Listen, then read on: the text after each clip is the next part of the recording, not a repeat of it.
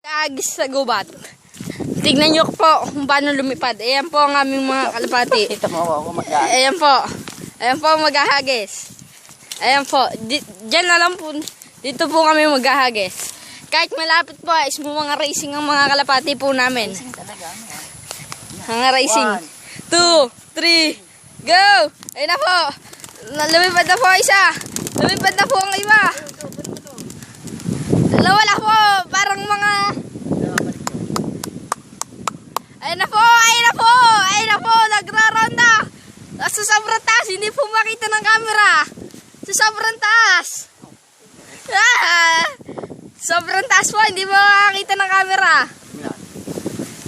Ayun po, sumibat na po ang... Hindi ko alam na ito eh. Oh, nawala na po agad.